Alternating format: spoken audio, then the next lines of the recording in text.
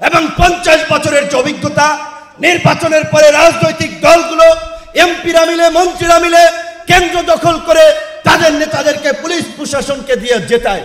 কাজী এই সরকারের আমলে যেমনিভাবে জাতীয় নির্বাচন হবে, একই সাথে অনতিবিলম্বে আমরা স্থানীয় নির্বাচন আয়োজনেরও দাবি জানাচ্ছি। আজকের এই সমাবেশের জন্য ইসলামী আন্দোলন বাংলাদেশের নেতৃবৃন্দকে ধন্যবাদ জানাই।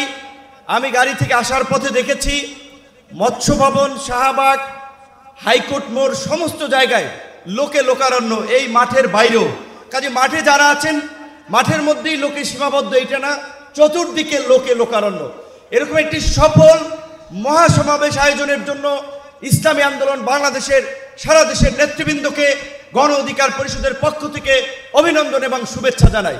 অভিনন্দন এবং শুভেচ্ছা জানাই ইসলামী আন্দোলনের পীর সাহেবকে এবং তার সাথে অন্যান্য সিনিয়র নেতৃবৃন্দকে, যারা আজকের ইসলামী আন্দোলনের এই সমাবেশে বাংলাদেশের প্রায় সকল মত পথের রাজনৈতিক দলের নেতৃবৃন্দকে এই মঞ্চে একত্রিত করেছেন। এবং আজকের এই সমাবেশ অত্যন্ত সময়োপযোগী এবং কার্যকর বিষয়ের উপরে ভিত্তি করে নির্ধারণ করা হয়েছে। আপনারা জানেন বাংলাদেশের 24-এর গণ অভ্যুত্থান পরবর্তী রাষ্ট্র সংস্কারের যে জন আকাঙ্ক্ষা তৈরি হয়েছে, শাসনতান্ত্রিক ব্যবস্থার পরিবর্তনের যে রাজনৈতিক এবং জন আকাঙ্ক্ষা তৈরি হয়েছে, সেই আনুপাতিক হারে নির্বাচনের দাবিতে আজকে বোধহয় কয়েকটি দল ব্যতীত সব দলই কিন্তু এই মঞ্চে ইতিমধ্যে হাজির হয়ে এই সংখ্যানুপাতিক নির্বাচনের পক্ষে তাদের দলীয় সমর্থন ব্যক্ত করেছে। আমরা পরিষ্কারভাবেই সংস্কার কমিশনকে বলতে চাই, সমাবেশ শুধু একটা দলের দেখেছেন, সবেমাত্র শুরু হয়েছে। ইসলামী আন্দোলন আজকে করেছে, 19 তারিখ জামাত করবে, তারপরে গণ অধিকার পরিষদ করবে। রাষ্ট্র সংস্কার এবং জন আকাঙ্ক্ষার বাস্তবায়নে সমস্ত রাজনৈতিক দলগুলো জনসমাবেশের মাধ্যমে এই সরকারকে তাদের সমর্থন দেখিয়ে দেবে। তাই আমরা বলতে চাই, কোন দু একটি দলের উপরে ভিত্তি করে দু একটি দলের কথায় সংস্কারের নকশায় পরিবর্তন আনা যাবে না। আমি সংস্কার কমিশনে বলেছিলাম, দেশ স্বাধীনের পরে ডক্টর কামাল হোসেনরা বলেছিল, আমাদের নেতা শেখ মুজিব, আমরা তো তাকে দেখে সংবিধান নির্মাণ করেছিলাম, রচনা করেছিলাম, তাকে এম্পাওয়ার করার জন্য।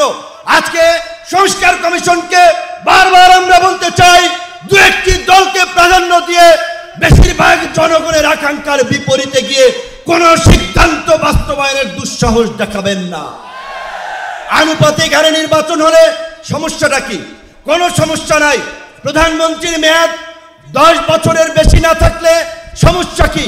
আমরা অত্যন্ত যৌক্তিকভাবে এই কথাগুলো দফায় দফায় আলোচনায় তুলে ধরছি, কিন্তু এটা পরিষ্কার, সংবিধান এই সংস্কার জাতীয় ঐক্যমত্য কমিশন কেন জানি দু একটি দলের প্রতি পক্ষপাতমূলক আচরণ করছে। এই পিয়ার পদ্ধতি তাদের এজেন্ডাই বাদ দিয়ে তারা ঘুরাই দিল। পিয়ার থেকে উচ্চকক্ষ নিম্নকক্ষ চলে গেল। উচ্চকক্ষ নিম্নকক্ষ হবে নাকি সমগ্র নির্বাচন পিয়ারের ভিত্তিতে হবে, সেটি রাজনৈতিকভাবে আগে ঐক্যমতে পৌঁছাতে হবে। একই সাথে আমি আরো একটি কথা বলতে চাই, যারা পীর সাহেব সহ জামাতের নেতৃবৃন্দ তারাও বলছে, আমরাও বলছি, আজকে সারা বাংলাদেশের উপজেলা, পৌরসভা, সিটি কর্পোরেশনে স্থানীয় জনপ্রতিনিধি নাই। জনগণ চরম দুর্ভোগের শিকার হচ্ছে সেবা পেতে গিয়ে। সরকারের উন্নয়নমূলক কর্মকাণ্ড ব্যাহত হচ্ছে এবং 50 বছরের যে অভিজ্ঞতা, নির্বাচনের পরে রাজনৈতিক দলগুলো এমপিরা মিলে মন্ত্রীরা মিলে কেন্দ্র দখল করে তাদের নেতাদেরকে পুলিশ প্রশাসনকে দিয়ে জেতায়। কাজী এই সরকারের আমলে যেমনিভাবে জাতীয় নির্বাচন হবে, একই সাথে অনতিবিলম্বে আমরা স্থানীয় নির্বাচন আয়োজনেরও দাবি জানাচ্ছি। সবাই ভালো থাকবেন। আসসালামু আলাইকুম।